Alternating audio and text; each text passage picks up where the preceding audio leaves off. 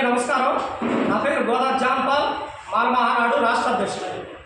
జాతీయ అధ్యక్షులు కోట కుమార్ గారి నాయకత్వంలో పనిచేస్తూ ఉన్నాం. ఈరోజు పల్నాడు జిల్లా అన్ని నియోజకవర్గాల విస్తృత పర్యటనలో భాగంగా చిలకలూరుపేట నియోజకవర్గ విస్తృత స్థాయి కమిటీకి ముఖ్య అతిథులుగా జాతీయ అధ్యక్షులు కోట కుమార్ గారు రావడం జరిగింది.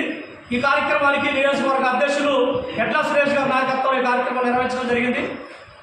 ముఖ్య కారణం ఏదైతే ఈ దేశంలో వేలాది లక్షలాది ప్రజల మనోభావాలు దెబ్బతీసే విధంగా ఆగస్టు 1 సుప్రీంకోర్టు తీర్పుని నిరసిస్తూ భారత రాజ్యాంగానికి తూట్లు పడిచేలాగా కేంద్ర ప్రభుత్వం కనుసన్నలో వచ్చినటువంటి ఏదైతే ఎస్సీ ఎస్టీల రిజర్వేషన్ల వర్గీకరణ అలాగే క్రిమిలేయర్ని వ్యతిరేకించినటువంటి విషయంలో భాగంగా రాష్ట్ర వ్యాప్తంగా మాలమహానాడు జాతీయ అధ్యక్షులు నాయకత్వంలో అన్ని జిల్లాల పర్యటన జరుగుతూ ఉంది.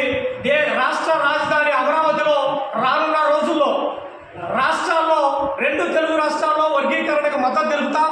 ఏదైతే తెలంగాణ రేవంత్ రెడ్డి వర్గీకరణకు మద్దతు తెలుపుతున్న ప్రభుత్వ ఉద్యోగాల్లో రేపు ఆర్డినెన్స్ ద్వారా వర్గీకరణకి మేము అమలు చేస్తా ఉన్నటువంటి అతని అహంకారానికి వ్యతిరేకంగా తెలంగాణలో అలాగే ఆంధ్రాలో జిల్లాల వారీగా వర్గీకరణ చేస్తానని చెప్పినటువంటి చంద్రబాబు ఆలోచన విధానానికి వ్యతిరేకంగా ప్రతి జిల్లాలో ఈరోజు జిల్లా సమావేశాలు జరుగుతూ ఉన్నాయి.